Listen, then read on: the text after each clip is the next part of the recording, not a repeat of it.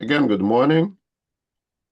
We are giving continuation to the Gospel in accordance to Spiritism, always trying to phrase in accordance to Spiritism. And today, chapter 3, I don't think we'll be able to finish, and we have no hurry to finish. It's a little bit longer chapter. I think towards the end, there's a lot of reading with very little explanation to be done because it's purely common sense, and we talk about things that is way beyond our ability to even imagine such words because you have never been there, have no idea what it is to be in such words. And just I like to go back and remind us that the very first 4 chapters of this wonderful book are the foundation for the rest of the book, are the necessary foundations to understand the teachings of Jesus Christ, that without a clear understanding of this basis, this very 4 chapters, the teachings of Jesus become extremely abstract, confusing, and does not correspond much with reasoning if you don't have that base. But once you have that base, then everything makes completely sense. Everything is extremely reasonable. Once we gather, we are open to understand these basic concepts, right? So in chapter 1, they did already have not come to destroy the law. Chapter 2, my kingdom is not of this world, that we did last week, or 2 weeks ago, I'm sorry. And today we're going to do, there are many dwellings in my Father's house.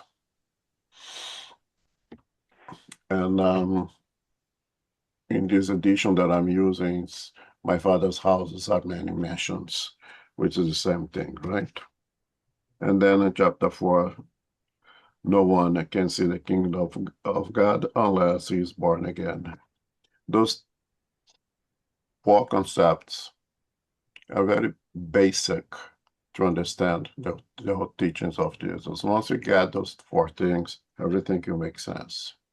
Because when you just get the phrase, my Father's house, in my Father's house are many mansions, or there are many dwellings in my Father's house, it becomes extremely abstract. What is he talking about? How to go beyond just blind faith, believe just for the sake of believing, completely bypassing reasoning.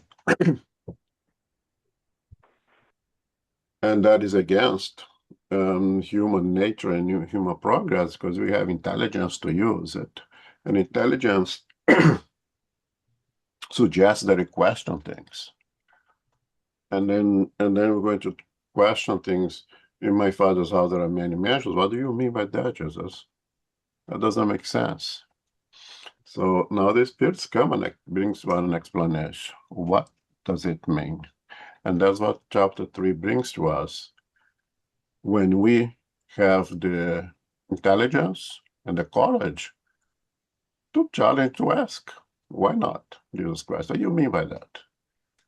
In my Father's house are many mansions. It sounds crazy to me.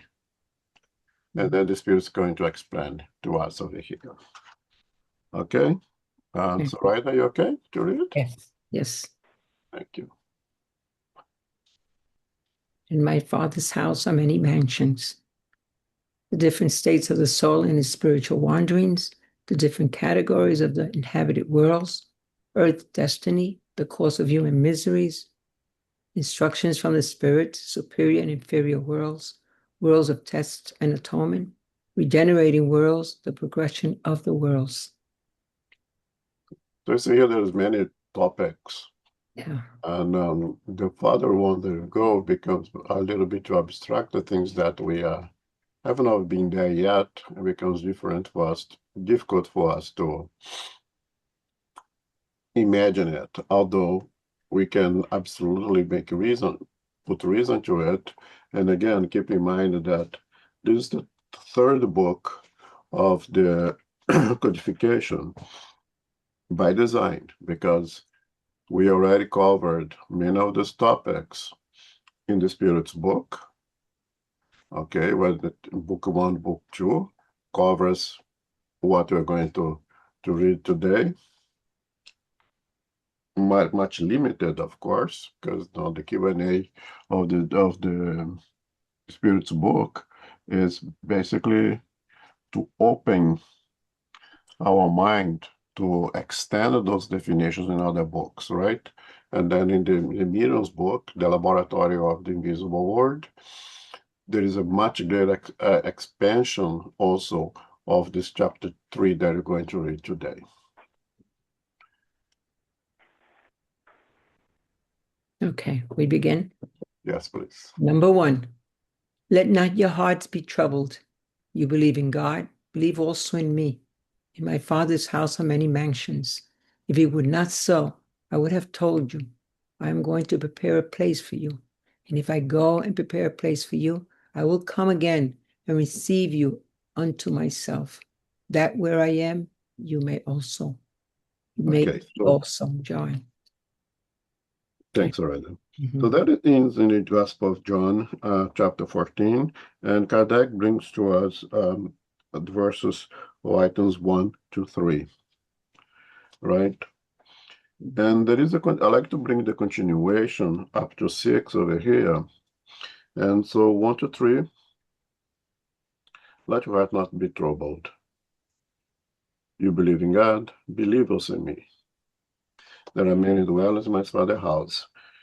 If there were not so, I would have told you, for I am going to prepare a place, and after I have gone and have prepared the place for you, I will return and will take you with me, so that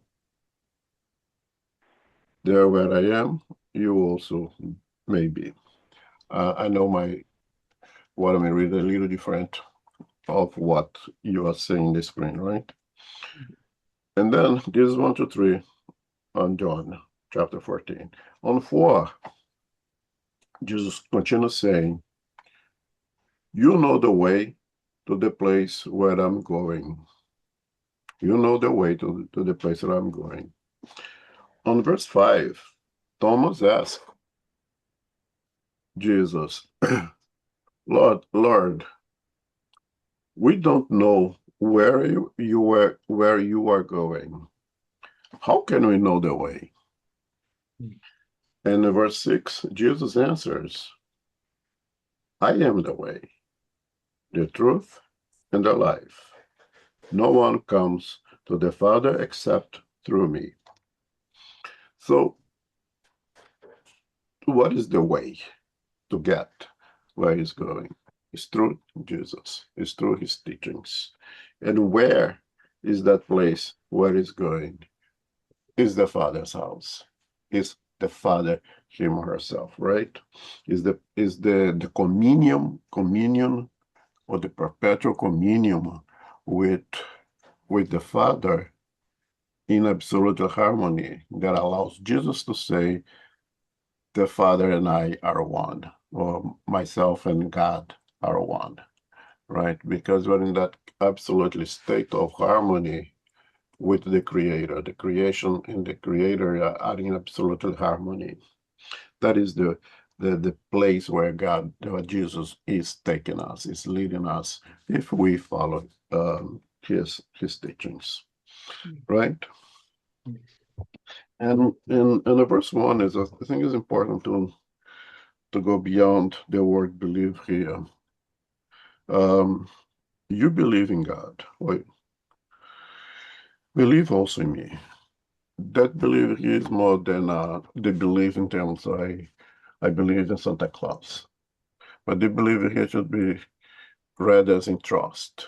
You trust God. Trust also me. Okay? Trust that I know the way. Trust me that I have been there, that I have to pass to the path that you are passing right now. So I know I can lead you there. Trust me, I can take you there. Okay? And and by following his teachings, you'll be able to get there. And then he says that is going to lead us to that place. And again, which place is that? It's a place of absolute harmony of mind, conscience, and the divine laws. The divine laws that resides in our conscience is when mind and conscience are in absolutely harmony with the divine laws imprinted in our conscience already. No longer the conflict, no longer the necessity of being nice or being good, because it becomes our natural state. That is where Jesus seeks to lead us. Of course, respecting our free will, respecting our time together, but following his teachings is going to take us there. And just going a little bit ahead, and not necessarily to reach the word of the Christ, to have that sense. By following Jesus Christ, you can reach a great percentage of that state of harmony that is even available to us here on earth, in a world that is way far from the word of the Christ. But we can live in that state of harmony with our own conscience, which is the greatest relative happiness that we can obtain in this planet. Okay, any comments, any questions there?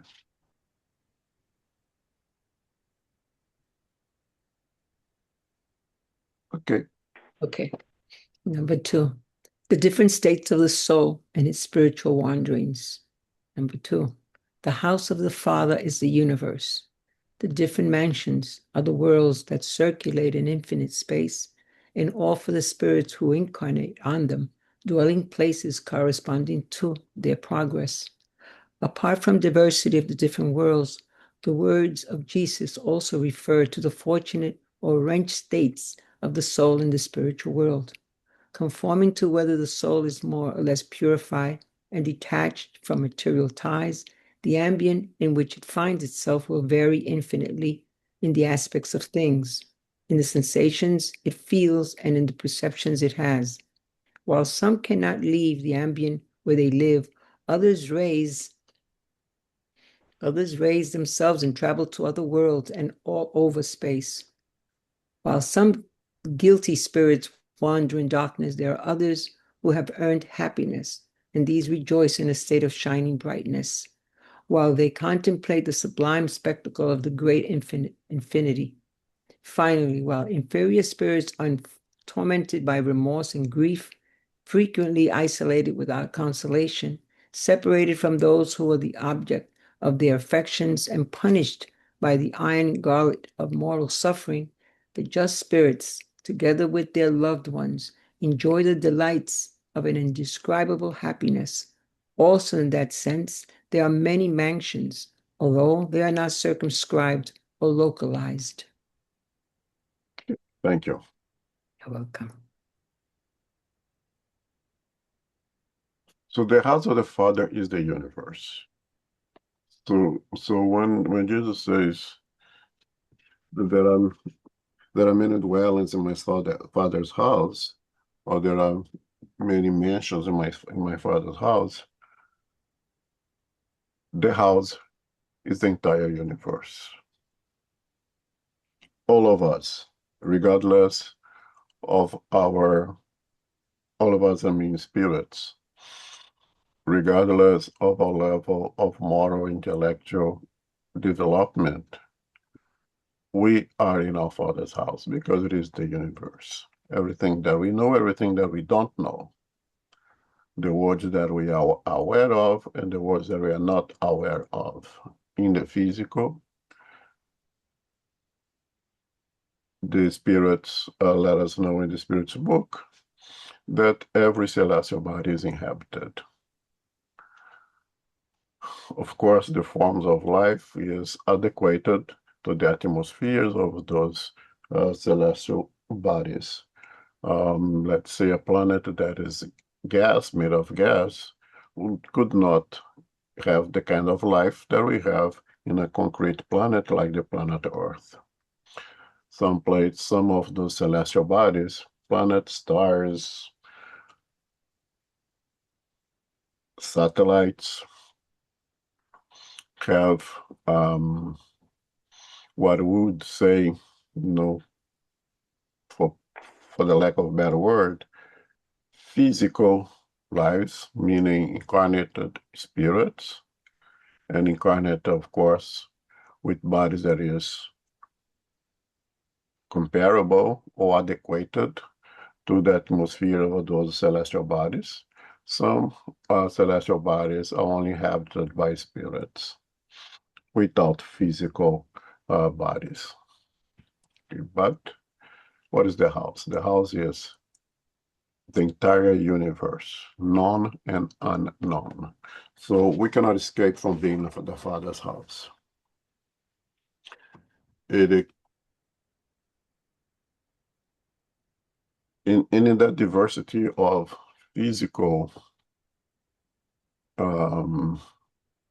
celestial bodies, there is also diversity of different words that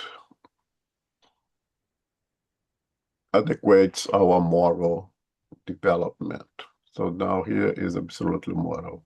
Apart from the diversity of different words, the words of Jesus also refer to the fortunate or wretched states of the soul in the spiritual world. So beyond different physical space, there is also different spiritual, i.e. moral, immoral state of words that will receive spirits in accordance to their moral qualities.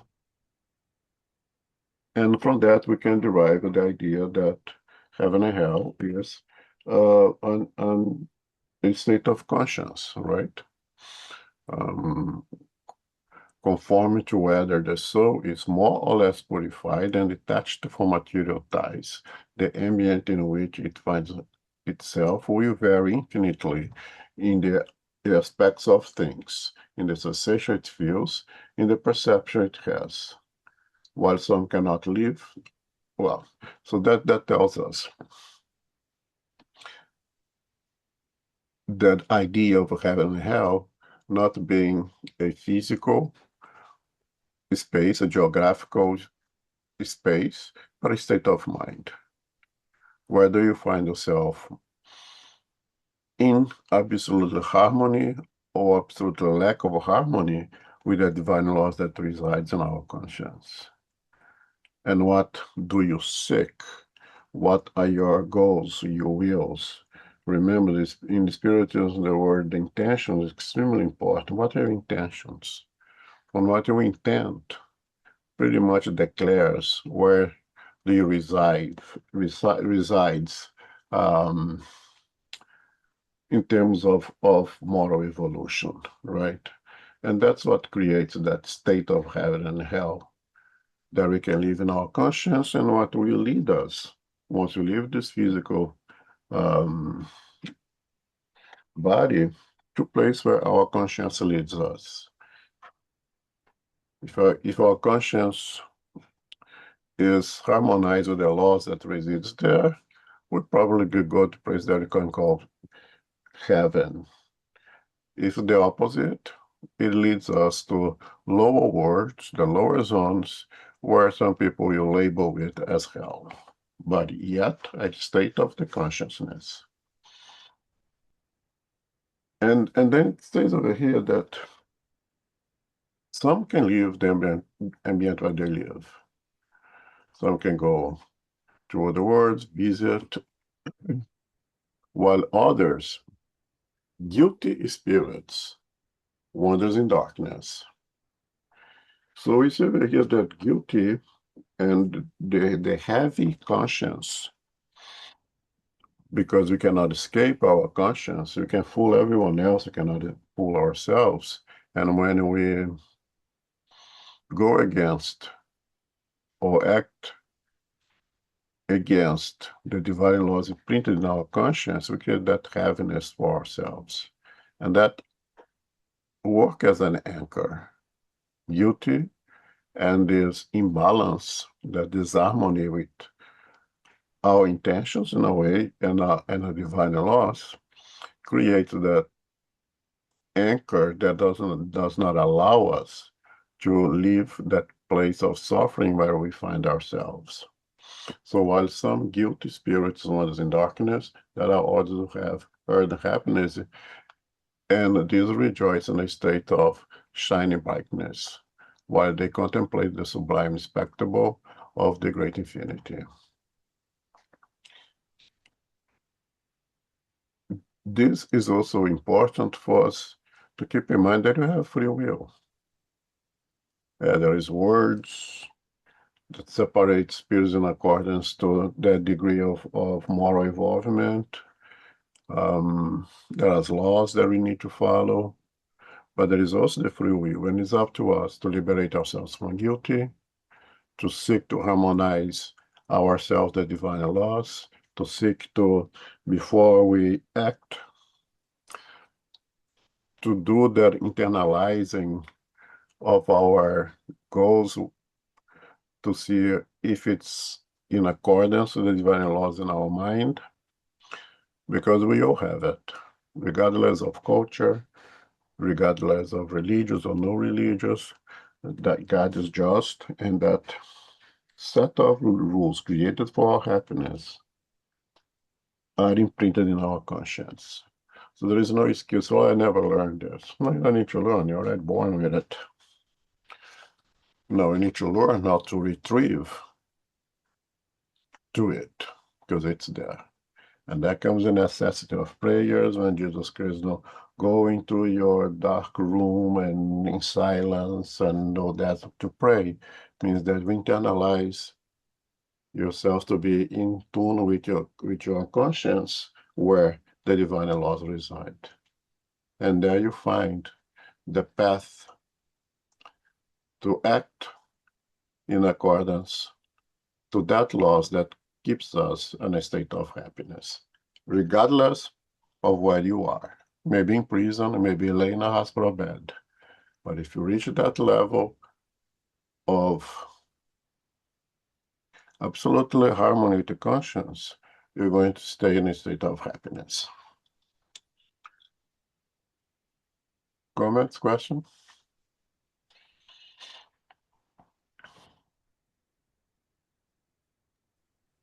Okay. Okay. Continue.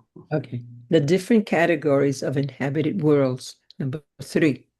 As a result of teachings from the spirits, we know that the conditions of the various worlds differ one from the other with respect to the degree of elevation or inferiority of their inhabitants. Amongst these are those inferior to the inhabitants of earth, both physically and morally. Then there are some in the same category, and yet others which are more or less superior in every aspect. In the inferior worlds, existence is all material. Passions are sovereign and morality is almost nil. As souls progress, material influences diminish to such an extent that in the elevated worlds, life is by way of saying all spiritual. Okay. It's quite obvious and reasonable, and perhaps for us that are sitting here who have read some of the Spirit's book, that there are different words that are adapted to receive us in accordance with our moral and intellectual progress. If we make a comparison with our academic development, it makes completely sense that there are places where those with a very minimal intellectual abilities or cultural intelligence, developed culture will gather themselves. There is school for the kindergarten where we will not be able to receive babies while still not able to walk and to talk. They're not ready. The kindergarten is a very evolved word for the 2 months old baby. I don't think anybody will contest that. Kindergarten is a very evolved word for the 2, 3 months old baby. There will be minds that are similar. There is spirits that are similar, if you may allow me. The comparison over here is, of course, the chronological age of Earth, right? It might be an old spirit, but in that present reincarnation, no, the 5, 6 years old, they have that commonality among themselves. One might be a little more advanced, one may learn better, quicker than others, and of course there is variety amongst them, but they kind of, in average, belong together in that environment. And we are not going to place a 14 years old or so in that environment.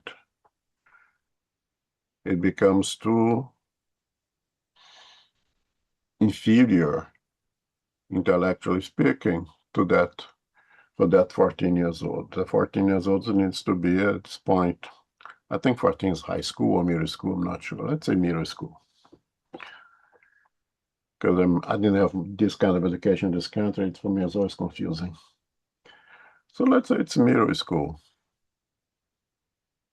where he'll be amongst most individuals are about the same group age, who have already passed to the same kinds of education from kindergarten to middle school to that, until they arrived where they are right now, right? They have gone through all those stages to be there. But even there in that middle school or that in that high school, there is variety of these peers. They're not absolutely equal. Ones who have used better the opportunities of learning in those previous stages and get them better prepared to learn more and more and more. There are those who are seeking to learn more and more. There are those who are lazy. There are those who are there that's because they have to be there, and otherwise they would be somewhere else doing something else. There are those who seek to be there, who love the opportunity of being there. There are those that are the ones who seek to learn as much as possible, who takes the trials, the tests as an opportunity of growth, and not who see those tests, those trials as punishment. But in the global thing, they belong together. But then again, our free will here will decide how we live in that environment. I may be very happy going through the tests and difficulties because I received them, I will welcome them all as opportunity of growth, or I'll be suffering over there because I think that God's not fair and being punished. I don't need this, I don't deserve this.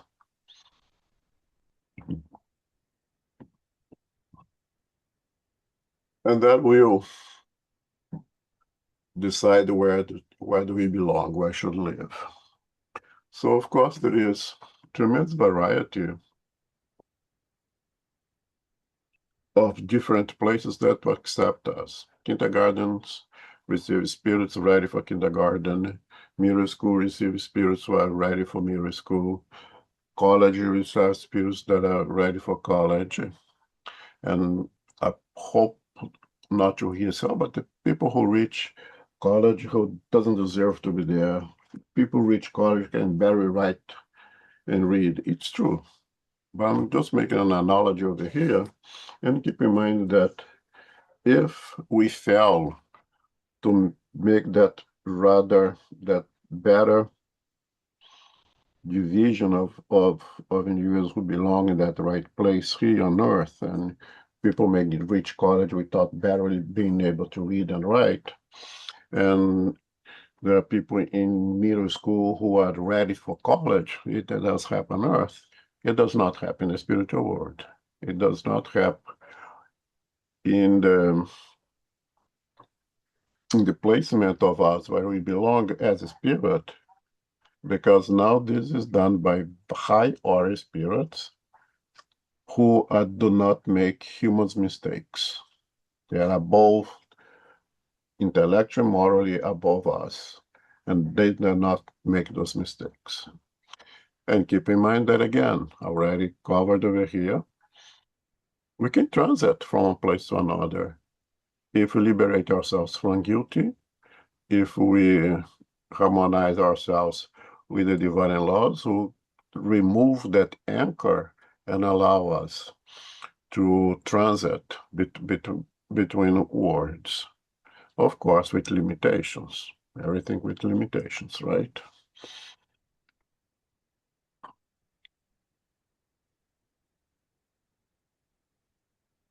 And as a result of teaching from the spirits, all this is not really new to us because we already covered all this in the Spirit's book. Okay?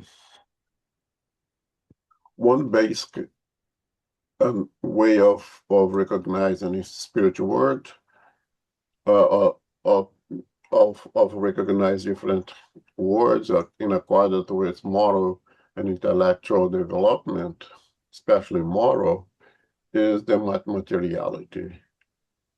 The more materialized the world is, the less morally evolved that word is. In inferior words, existence is all material, dominated by passion. And passion is the love, the pure love, that is contaminated by all vices. A love that is contaminated with selfishness becomes jealousy. A love contaminated with lack of self-confidence. A love contaminated with a guilt, remorse feeling may be transformed with a passion. That passion may be demonstrated as jealousy, so to say. A love that is totally selfish may become greedy. Okay, so, and those are passions. So that's not the love itself. It's the contaminated love with our vices, right? And which we're going to call passions over here. Emmanuel says that love is like a pure, crystalline, absolutely pure water that comes from the very top of a mountain, reach the surface, it climbs up from the bottom, gets to the top of the mountain, absolutely pure. And then it reaches the surface of Earth and runs down that mountain. And as it's run that mountain, the water receives tremendous amount of other elements. The very pure water now passes to up an area that is rich in sulfur, and becomes sulfur water. It passes to a part of the water of the surface that is very rich in iron, and become an iron water. You taste it, it tastes like blood, right? So it is love. It comes from us absolutely pure, but we contaminate them with our passions. That is a characteristic of inferior worlds. There is too many things that contaminates the purity of the love of God within us. And that leads to a tremendous appreciation to materiality, to things that we can conquer here only and cannot bring with us. That will characterize pretty much an inferior world. But as the soul progresses, material influence diminishes to such an extent that in elevated world life is, by the way of saying, all spiritual. So I usually say that spiritual evolvement is a process of dematerialization. We leave all material necessities behind as we progress. We lose our interest of material things as we progress because we become more interested in things of the spiritual nature. And in this process, we dematerialize our perispirit, which will form physical bodies less materialized. Okay, so you can see that the spiritual progress is really this dematerialization in which you go from having less and less necessity and desire of material things.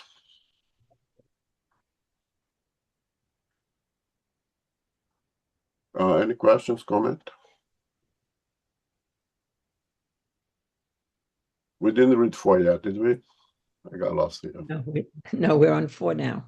Okay, thank you. Okay, number 4. On the intermediate worlds, good is mixed with evil, one or the other predominating according to the degree of advancement of the majority of the inhabitants in any one locality. Although it is not possible to make an absolute classification of all the different worlds, we can at least divide them in general terms by virtue of the state in which they are in and the destiny they bring with them. Based on the most predominant features upon each planet, we may surmise them in a general manner. Primitive worlds destined to receive the initial incarnations of human souls, worlds of tests and atonements, where evil predominates. Regenerating worlds where souls who still have to atone may absorb new strength by resting from the fatigue of fighting. Happy worlds where goodness outweighs evil. Celestial or divine worlds, the home of purified spirits, where goodness reigns exclusively. The earth belongs to the category of worlds of tests and atonements, being the reason why humanity lives exposed to so many miseries. Okay. So it's very important that we keep that in mind. It's not possible to make an absolute qualification of all different words. This differentiation of words is one academic, and we have to take the whole sum of things to get an average that will place those words in one or another category of words. If you use again an example of a college, let's get an average college, not maybe those Ivy Leagues that the selection is more is better done, so to say. And you go to evaluate that college, and I said that college was one word, but you only get, let's say, a sample of 5 students in a college that have 3,000 students. That would be unreasonable, right? You cannot judge a ward of 3,000 individuals in that college based on a sample of 5. You have to look at the big picture and get an idea of that. Because you may just get the 5 that doesn't really belong there. Doesn't do that. You guess, how does a guy reach college? Can barely read. And you may get someone that you say, wow, this guy's extremely brilliant. This guy should be doing doctorate already. If you take that small sample, right? But when you get in general, you have the possibility of placing those words in different categories. In a world where Chic Xavier, Maria Theresa lived together with Hitler, with Stalin, and if someone, an extraterrestrial, come over here and select a group of individuals the quality of Mother Teresa Chic Xavier, say, wow, that is a planet of celestial qualities. That's really a world of happiness. But if you get a small sample of word of the spirits, the qualities of Hitler, of Stalin, and a few words that I'd rather not mention right now, the extraterrestrials say, wow, that is a place of absolutely hell, absolute terror, of absolute ignorance. Morally speaking, of course, because they're intellectually all very brilliant. But when you get the total, you see the Earth is a planet where still evil predominates of goodness. But before that, Kardec gives us a didactic classification of the words, being primitive words that destined to receive initial incarnation of human souls. The very first incarnation of ours that we know was not in planet Earth, that we know was what we call the inferior words or the primitive words. They are the very first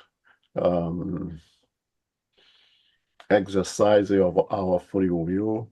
There we have the first responsibilities that create karmas, but everything very controlled yet because we are so ignorant that we don't have that much range of free will yet because our intelligence is still quite limited.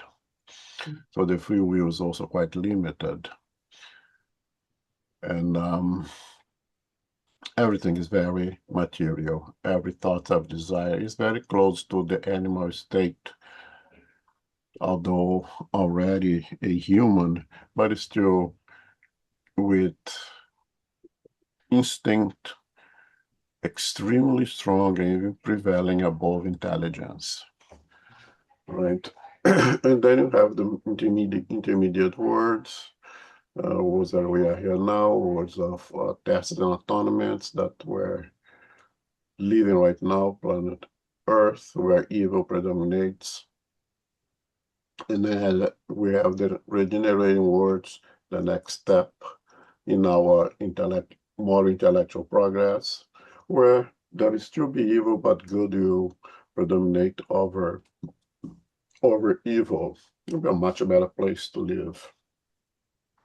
This place is a place of resting, so to say, after the fatigue of so many trials, so many expiations, so many suffering because the evil predominates of goodness, then we come to these regenerating words. And I think this is extremely comforting and tremendous amount of consolation.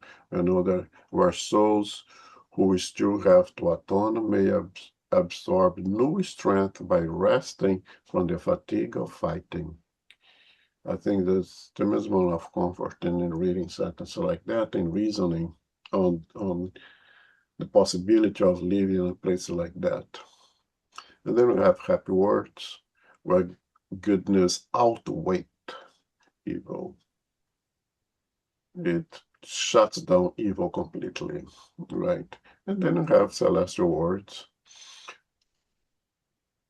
which is a word of bliss, right? Where it's nirvana, so to say, where goodness reigns exclusively. So there is no more bad things happening.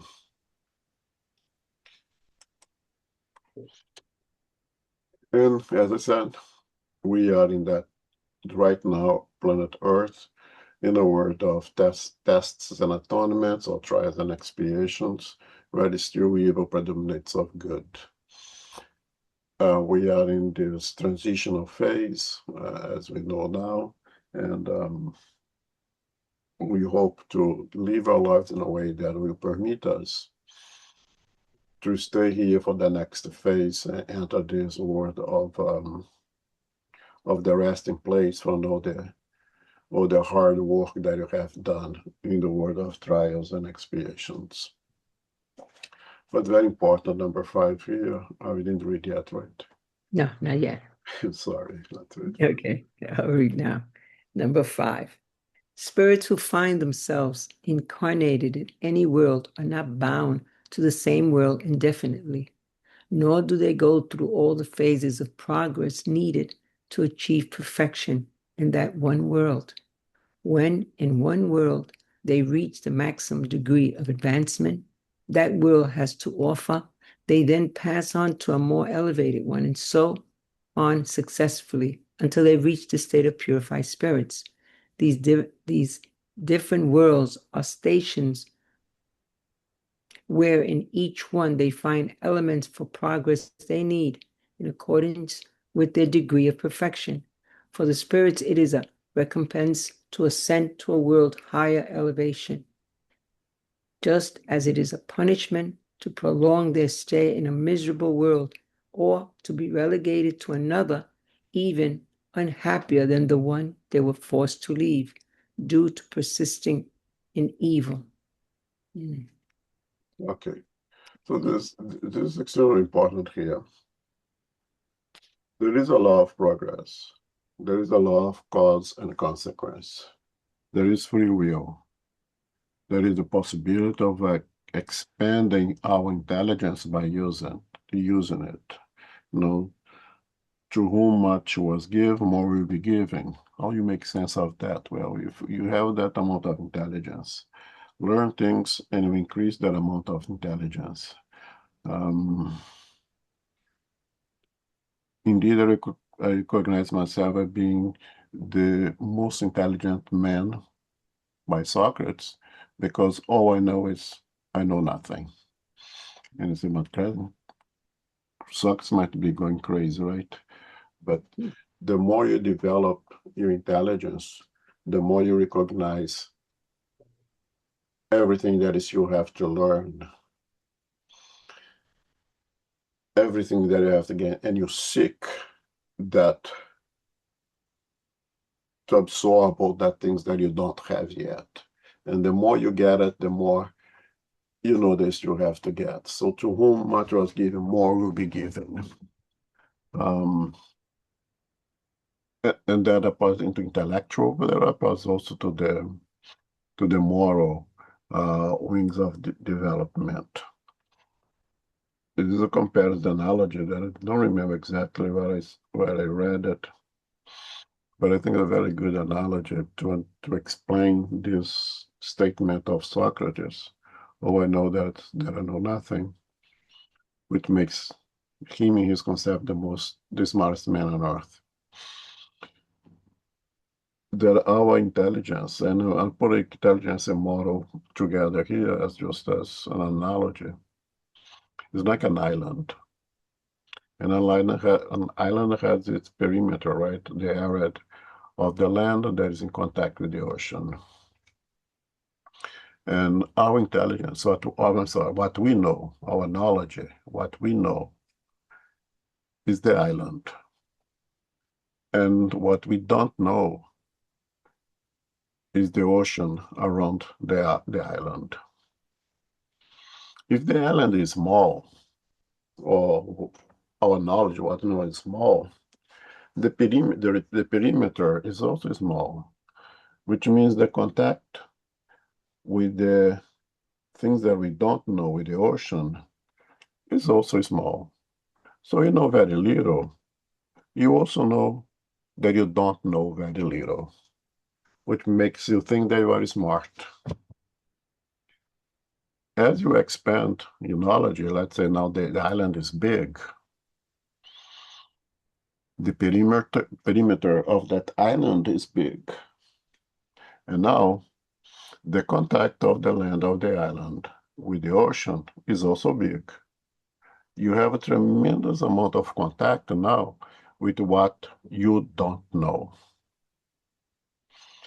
And because you have that, now you recognize that you know very little, because your contact with the things that you don't know is extremely large. And that lets you believe, I know nothing. Right? Socrates made that statement. Now we can put that also with a moral progress.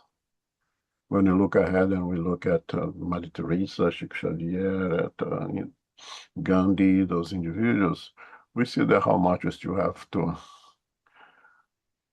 work to reach that level. And when you get that level, we're going to have all the levels of looking ahead, and you can go straight to Jesus if you choose to, but it is so far distant that it's easier to make analogies of ourselves with something more palpable, like Xavier, like Mother Teresa, that lived here with us, contemporaneous almost to us, right? Which make us recognize that we still have tremendous amount of work to do.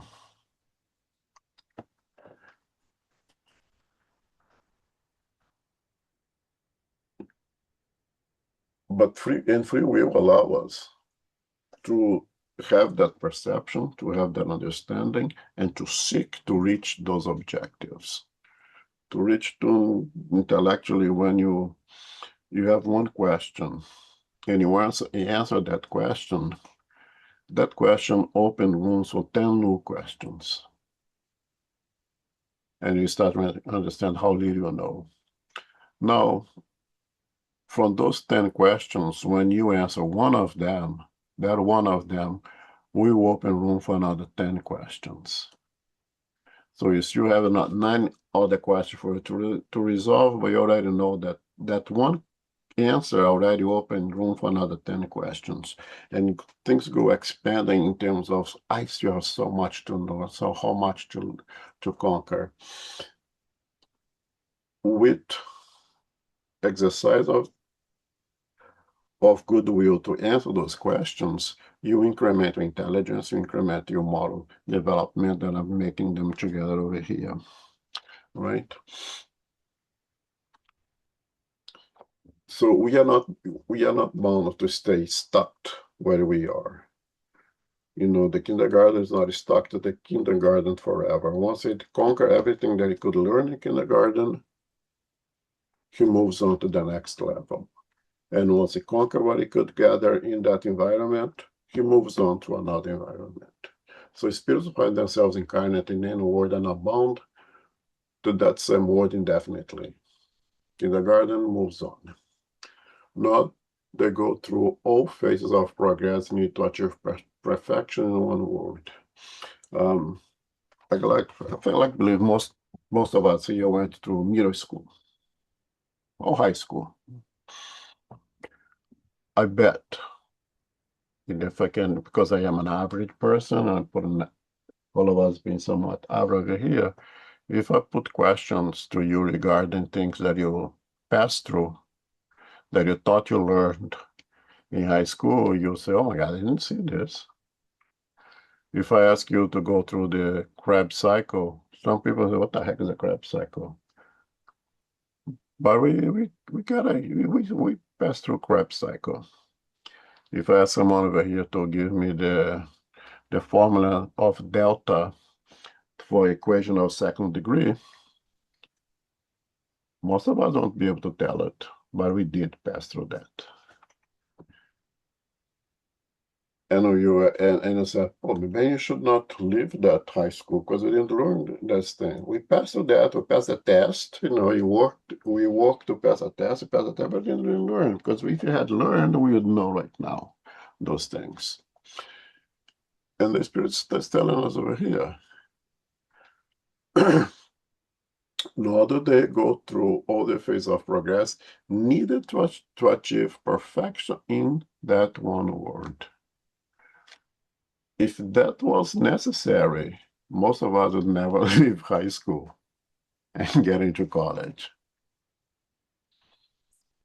if none of us, if unless we get 100 in all the tests, in all the subjects, in biology, mathematics, in English, in history, in geography, until you learn 100% of the syllabus for that year, you'd not pass the next year. Probably would get stuck in 1 year for quite some time. But it doesn't happen on Earth. We don't need to know 100%. Passing grade maybe varies from school to school, maybe 60, 70, 75, whatever the number may be. But it's never 100%. And the Spirit's telling us here that in order to go from one word to another, we don't have to reach absolute perfection in that word, which is bring tremendous amount of consolation to us, right?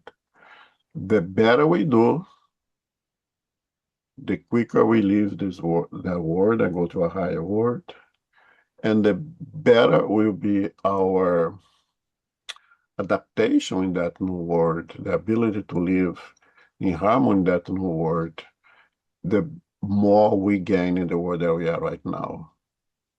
The middle school who learn the most get as close as possible to 100%, who will do better at the next level in high school than the one who reach the possibility of going to high school, but, barely made the cut.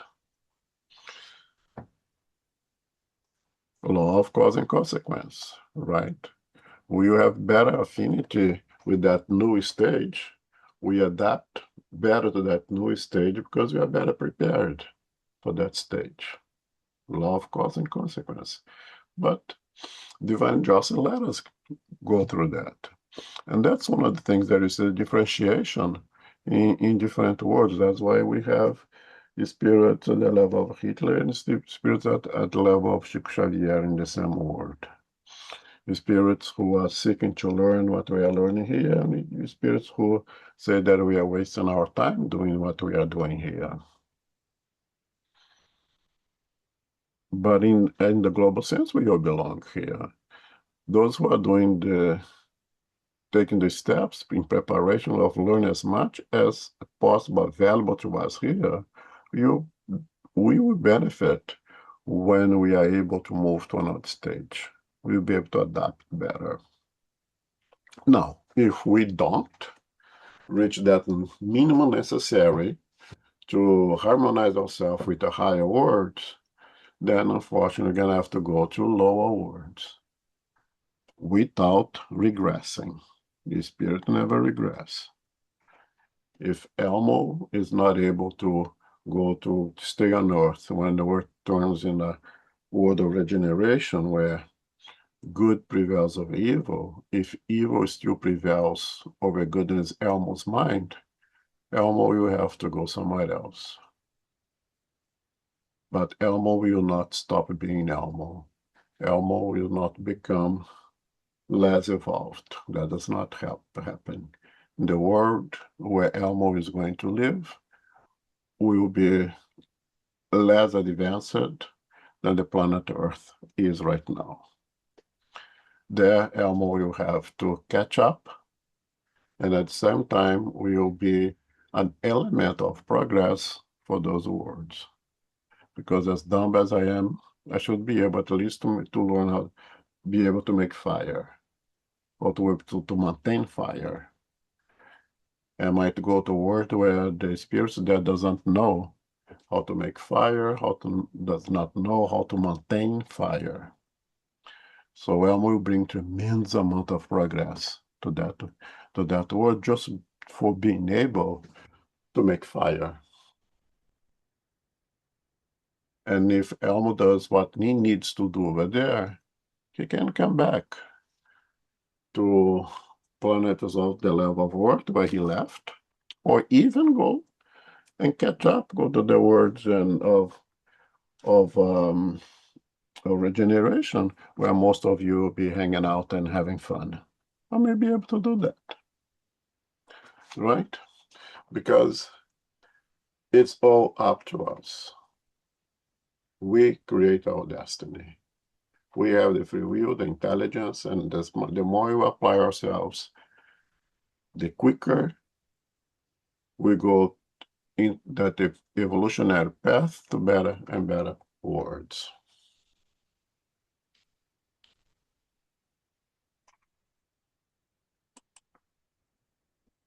All right, any questions, any comment?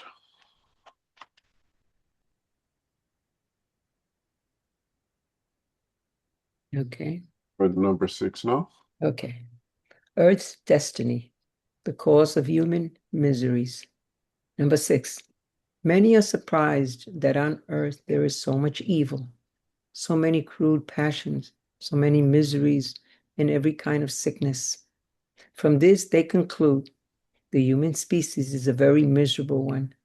This judgment comes from the very narrow point of view of those who admit it, which gives a false idea of the whole. We must consider, however, that in fact the entirety of humanity is not all on earth, but only a small fraction of the total. In effect, the human species covers all endowed with a capacity for reasoning that inhabit the innumerable orbs of the universe. What then is the mere population of the earth when compared with the total population of all the worlds? Much less than that of a very small village compared to a great empire. The material and moral situations of terrestrial humanity are not surprising when we take into consideration the destiny of the earth and the nature of its inhabitants.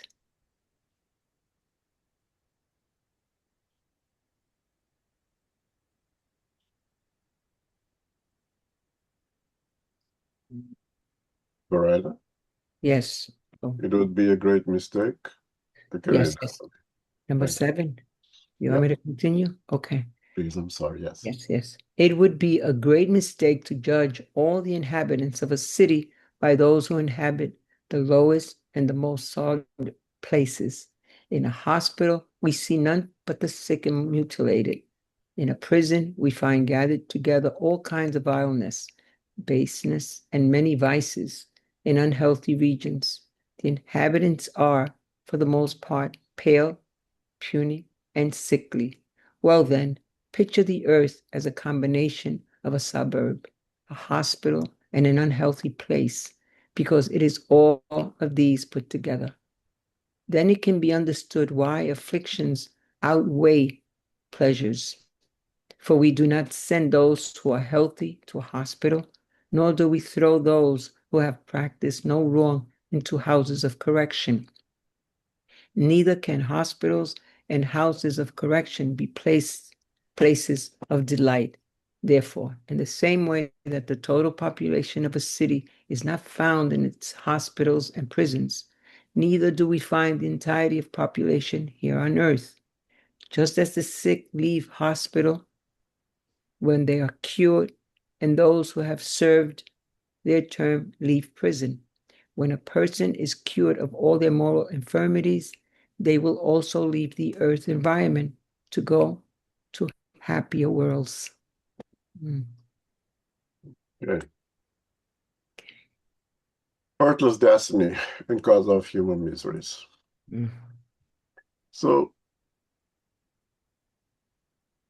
the spirits tell us this is the spirit's teaching, right?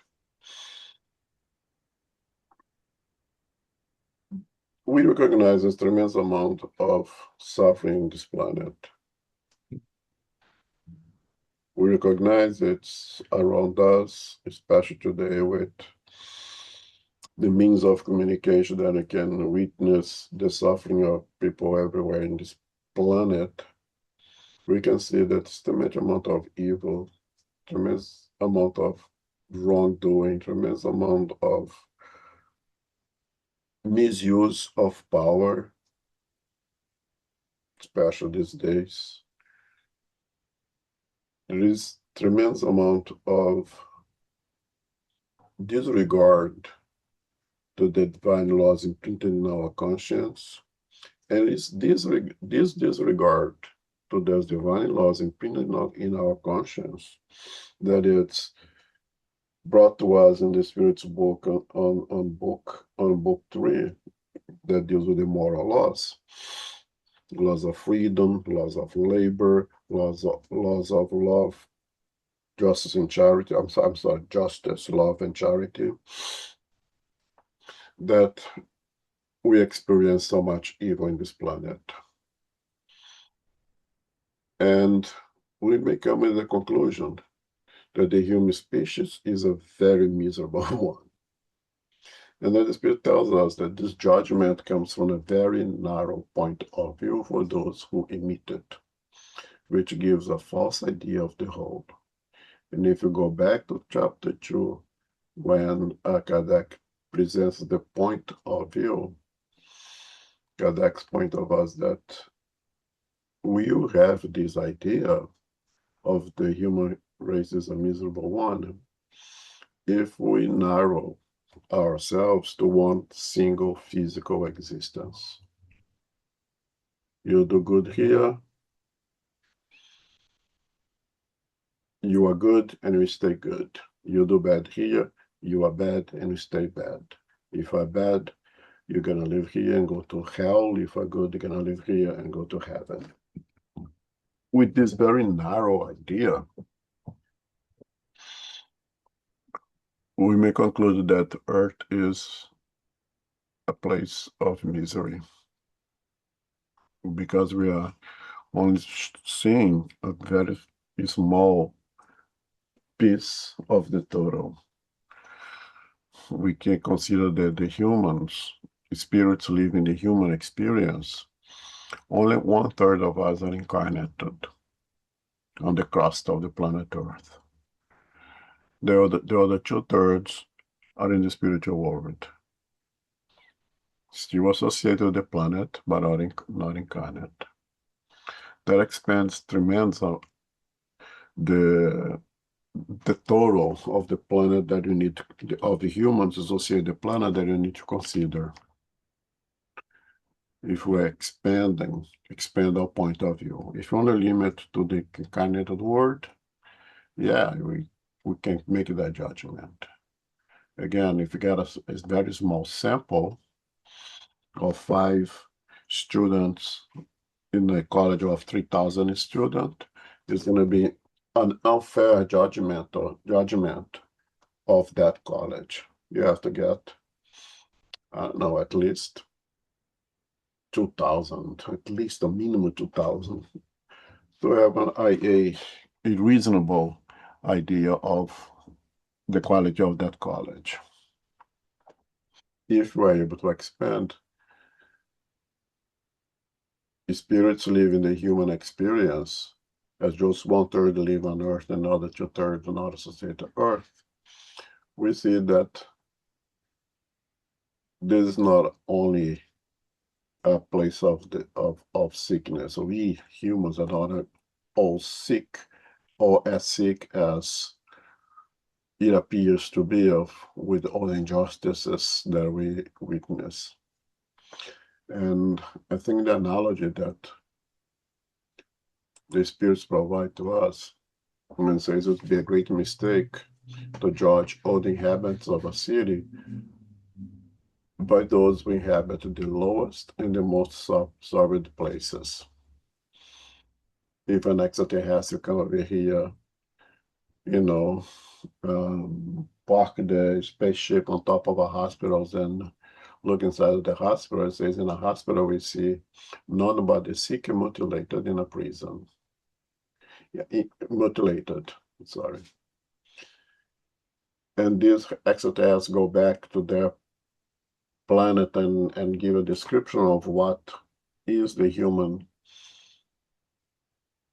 beings. As a bunch of sick and mutilated people. It's good for nothing. They are not able to manage it. They all lay in beds over there. Not good. If another extraterrestrial park their spaceship in a prison and look inside, you're gonna see all kinds of criminals, villainous, and based on vices, and go back to the planet describe and go to that planet describe the humans, say, oh, don't go there. It's all about crime, it's selfishness, people hurting people, people with only only taking care of themselves, and not a good place at all. But then if another extraterrestrial park their spaceship, let's say, on the moon, and take a very small spaceship and goes throughout the planet and see the prisons, but also see the spiritist centers and the synagogues and the places where people are doing good and the places are doing bad. They say and go back to their own planet. Say, yeah, it's a melting pot.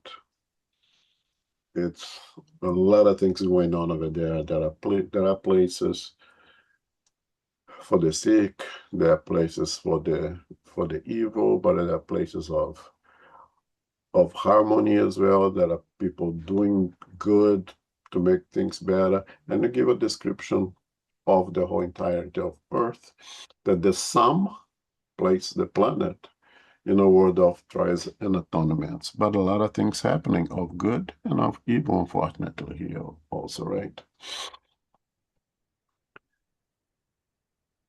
And the consolation, the good person, the good thing here is that if we are sick, there is treatment, there is cure for our sickness. And of course, I'm talking about sickness of the spirit and of the physical body. And if I find ourselves in a state of prison for the crimes that we have committed in the past, and we are here atone for those crimes, have the opportunity to make corrections, because the system is not punitive, it's corrective. We need to be placed in a prison so we don't mess up the better words with our predominance of evil. That's why those does not make the cut. Those we still hold on strongly to too much evil will not be able to stay on the planet. We may transform a planet of regeneration because we messed up like that society. So you go to a place where you belong. And you create the analogy of prison, of course, is an analogy, right? But when a person is cured of all the moral infirmities, they will also leave the earth environment and go to happier worlds. So this tremendous amount of consolation. If I here now because we have sickness of the soul, the treatment is here for us. And it's work therapy. It's working goodness. That is the greatest remedy. Okay? And if you are here atone for serious mistakes of the past, atone with the dignity, go to the difficulties with dignity, with faith that if God allow us to go through difficulties, is for the necessary lessons contained in those difficulties. Go through them with faith, go to them with active resignation, meaning be smart, like the prayer, recognize the things that you cannot change, accept, have faith in what you're doing in goodness, and recognize the things that you can change and work to change it. And by doing so, we cure ourselves. We learn everything that we need to learn in this correction facility, and we allow us to go free to better worlds.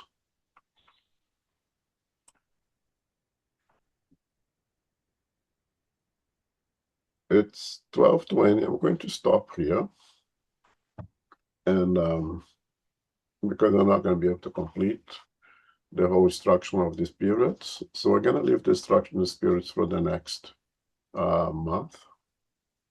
And here there is a lot of things that, again, it's kind of above our head, because talking about superior words is places that have never been. It's hard for us to even fathom what is true happiness, what is true bliss, what is true nirvana. No? It's things that is kind of above us.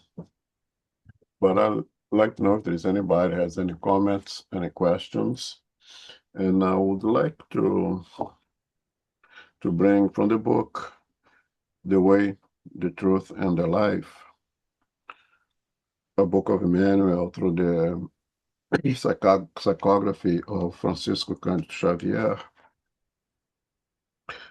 On chapter 30, for those who have the book and want to check it later, a very nice passage that uses everything that we talked about here today. I'm going to read and then I open for questions and comments, okay?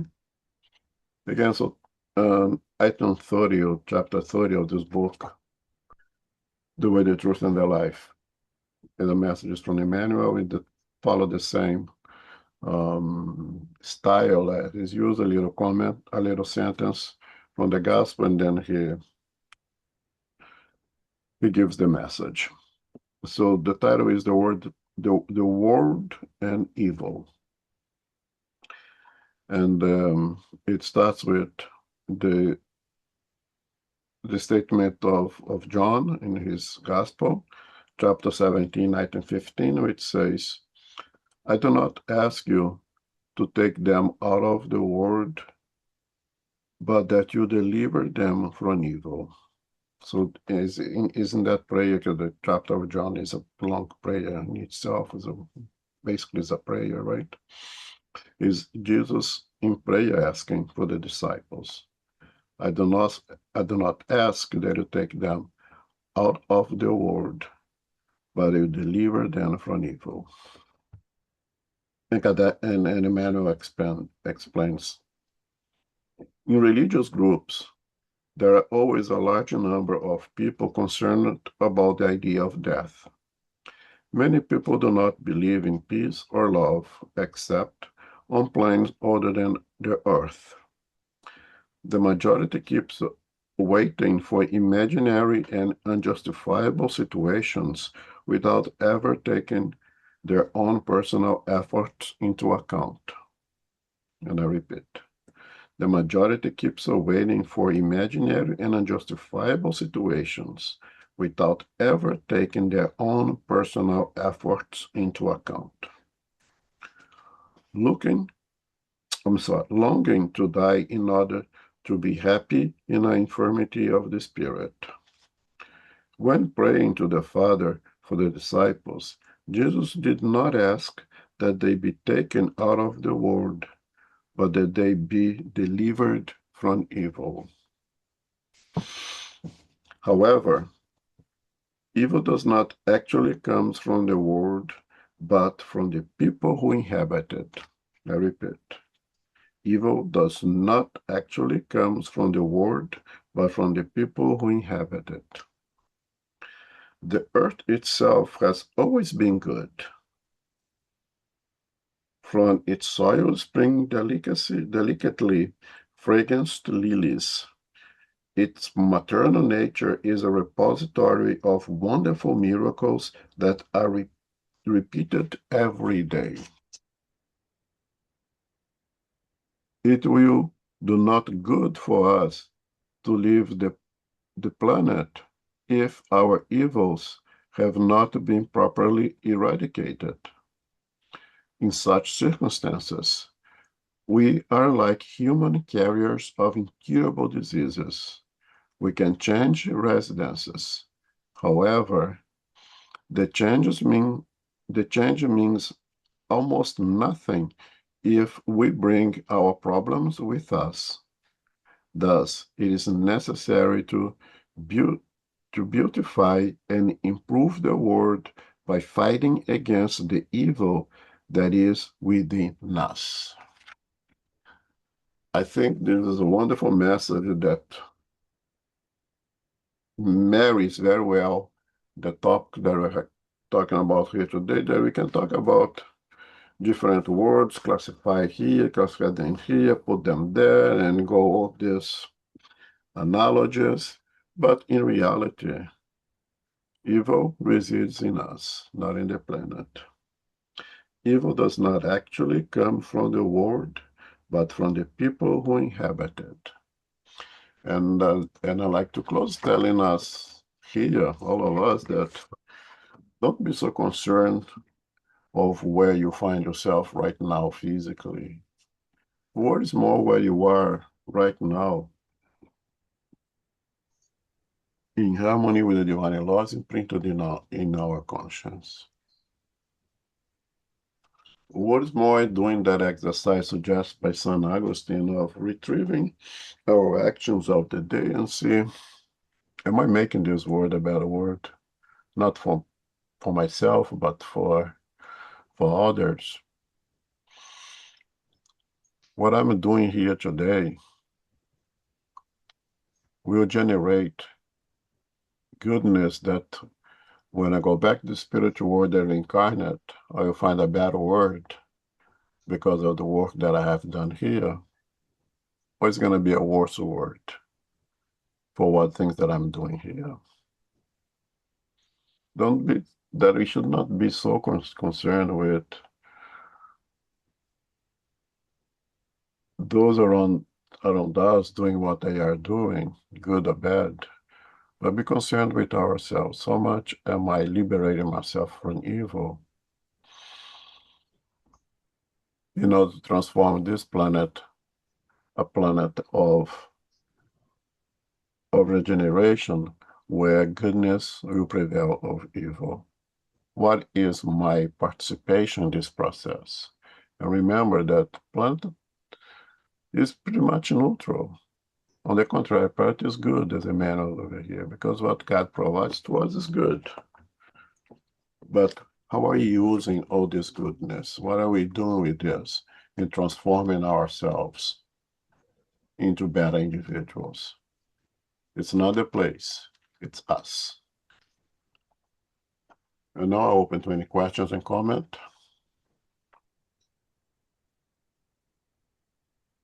Elmo, Yes. who is the author of that book, The Way to Life, The Truth to Life? It's a book of Emmanuel by the psychography of Chico Xavier. It's part of the Living Spring collection.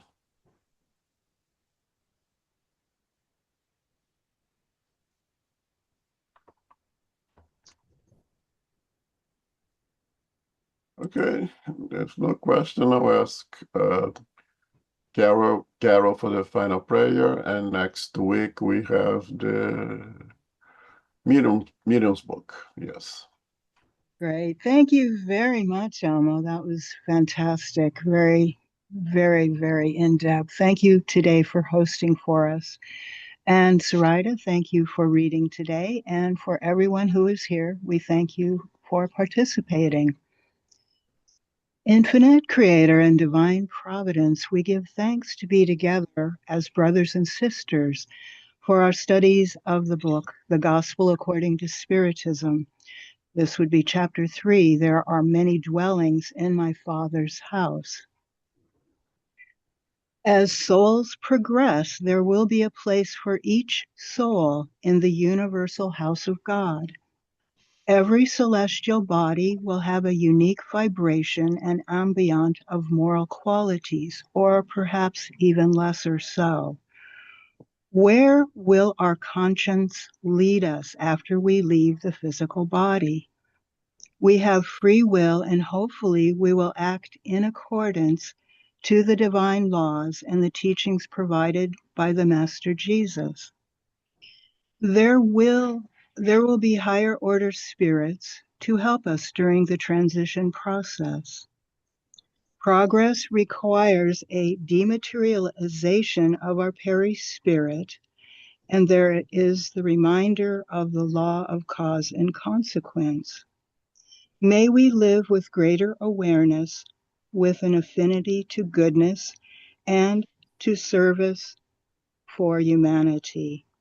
The good news is that we never regress, and depends on our choices, and may we be vigilant and proactive always. Earth is moving toward a planet of regeneration where goodness will prevail over evil.